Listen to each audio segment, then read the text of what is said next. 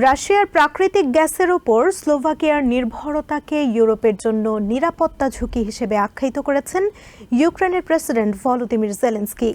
সোমবার এক সম্মেলনে জেলেনস্কি বলেন, স্লোভাকিয়ার এমন অবস্থানের কারণে রাশিয়া গ্যাস বিক্রি করে যুদ্ধের ব্যয় বহনের সুযোগ পাচ্ছে। এর আগে ইউক্রেনের মধ্য দিয়ে স্লোভাকিয়ায় গ্যাস রফতানি অব্যাহত রাখার কথা জানান প্রেসিডেন্ট ভ্লাদিমির পুতিন। তবে বিষয়টি খারিজ করে দিয়েছেন ইউক্রেনের প্রেসিডেন্ট। রুশ প্রেসিডেন্ট পুতিনের সঙ্গে প্রধানমন্ত্রী রবার্ট ফিকোর বৈঠকের প্রতিবাদ জানিয়েছে স্লোভাকিয়ার সাধারণ নাগরিকেরা। রাজধানী ব্রাতিস্লাভায় বিক্ষোভ করেছে তারা। আগামী 1 জানুয়ারি শেষ হচ্ছে ইউক্রেনের ওপর দিয়ে স্লোভাকিয়া ও ইউরোপের অন্যান্য দেশে রাশিয়ার গ্যাস সরবরাহের চুক্তির মেয়াদ।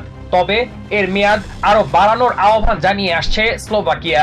ইউক্রেন হয়ে স্লোভাকিয়া, তারপর প্রতিবেশী অন্যান্য দেশে সরবরাহ করা হয় রাশিয়ার প্রাকৃতিক গ্যাস, যা দেশটির অন্যতম আয়ের উৎস। রবিবার মস্কো সফরে গিয়ে এই চুক্তির বিষয়ে রুশ প্রেসিডেন্ট ভ্লাদিমির পুতিনের সঙ্গে আলোচনা করেন স্লোভাকিয়ার প্রধানমন্ত্রী রবার্ট ফিকো।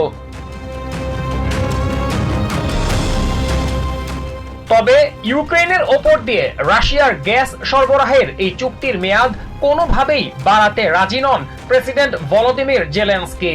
ইউরোপের নেতাদের এক সম্মেলনে তিনি বলেন, রাশিয়ার গ্যাসের ওপর স্লোভাকিয়ার এমন নির্ভরতা পুরো অঞ্চলের জন্য হুমকির। কেননা গ্যাস রফতানির অর্থ দিয়েই ইউক্রেনে রাশিয়া যুদ্ধ চালিয়ে যাচ্ছে বলে অভিযোগ করেন জেলেনস্কি।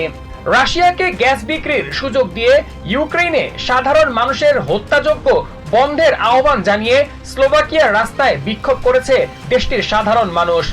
রাজধানী ব্রাতিস্লাভায় বিক্ষোভে অংশ নিয়ে পুতিনের সঙ্গে প্রধানমন্ত্রী ফিকোর বৈঠকের প্রতিবাদ জানায় তারা। স্লোভাকিয়ার এই নারী বিক্ষোভকারী বলছেন, নিরপরাধ মানুষকে হত্যাকারী পুতিনের সঙ্গে তাদের প্রধানমন্ত্রীর বৈঠক দুঃখজনক। তাদের দেশে শিক্ষা, স্বাস্থ্যের মতো অবহেলিত বিষয় রেখে তিনি অন্যান্য বিষয় নিয়ে ব্যস্ত। Masum Hasan, TVN 24 news desk.